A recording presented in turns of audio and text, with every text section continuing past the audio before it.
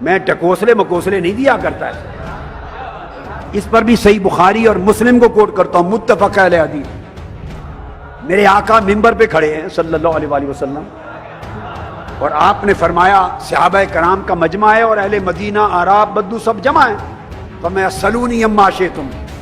آپ کے کان پر کوئی بات پڑی, یہ بخاری مسلم کی متفق علیہ حدیث ہے. اگر جی نہ چاہے تو کہو کہ جو بخاری سے باہر ہے ہم نہیں مانتے, جی نہ چاہے تو کہو جو بخاری میں نہیں وہ نہیں مانتے. اب میرے پاس آئیے, اب جو بخاری مسلم دونوں میں ہے میں وہ دکھاتا ہوں, تم وہ بھی نہیں مانتے, تو آپ مانتے کس کو ہیں؟ آپ کسے مانتے ہیں؟ آپ صرف اپنے آپ کو مانتے ہیں.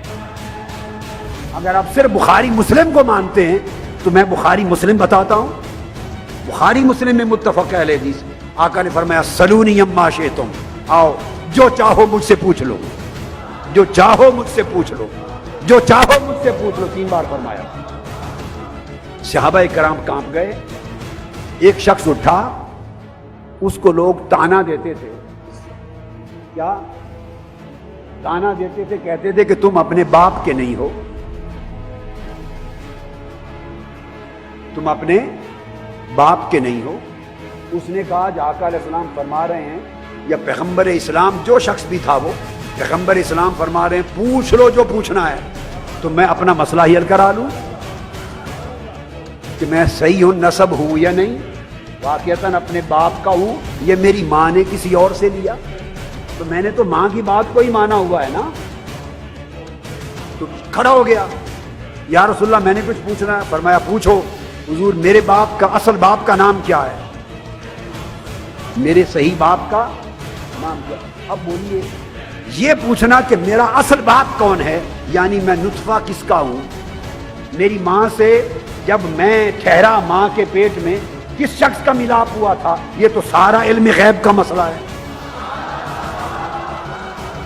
یہ رات کے اندھیرے کی بات کون جانتا ہے کہ تیری ماں کس سے ملی, کس نے تیری ماں سے ملاپ کیا, تو یہ تو اللہ جانتا ہے.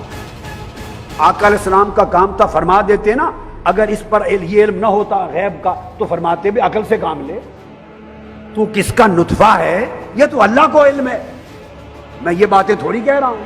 نہیں, اس نے پوچھا میرا باپ کون ہے, آقا نے فرمایا ابو کا حذافہ, جاؤ تیرے باپ کا نام حذافہ ہے. اب ایک دوسرا شخص کھڑا ہو گیا, اب ایک دوسرا شخص کھڑا ہو گیا. اس کو بھی لوگ کہتے تھے کہ تم حلالی نہیں ہو, حرامی ہو.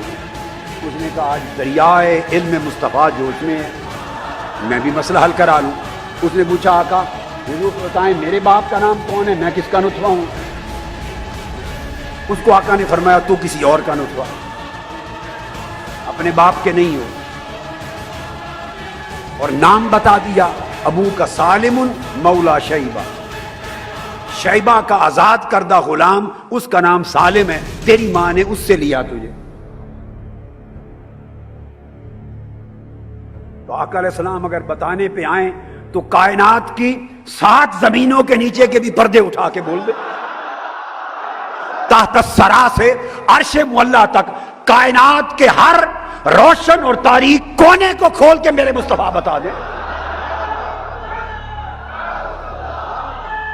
ایک اور شخص کھڑا ہو گیا حدیث پاک میں, یہ 2-3 احادیث ہیں, سب بخاری مسلم میں ہیں, سب متفق علیہ. ایک موقع ایک اور شخص کھڑا ہو گیا, آقا نے فرمایا, اس نے کہا میں اپنا مسئلہ حل کرا لوں. عرض کی یا رسول اللہ مرنے کے بعد میں کہاں جاؤں گا, دوزخ میں یا جنت نے؟ پہلے 2 نے پچھلی بات پوچھی, اس نے اگلی پوچھی.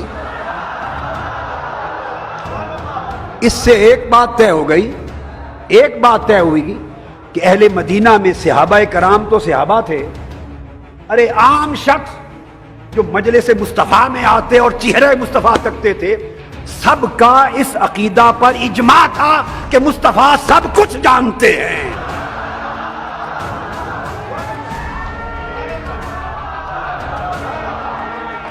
ہر شخص کا عقیدہ تھا کہ مصطفیٰ سب کچھ جانتے ہیں, اس لیے پوچھتے تھے.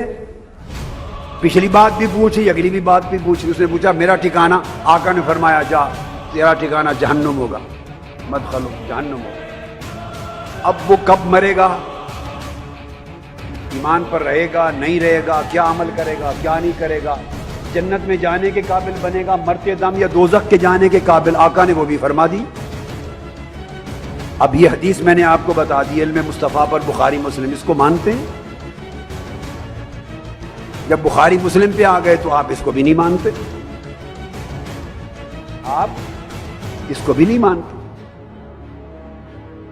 اور جب نہ ماننے پہ آئے تو کہتے ہیں کہ جو بخاری مسلم سے باہر ہے میں وہ نہیں مانتا، اور جو بخاری مسلم کے اندر ہے آپ وہ بھی نہیں مانتے۔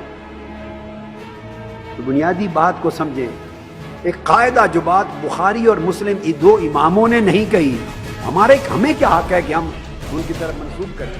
اس لیے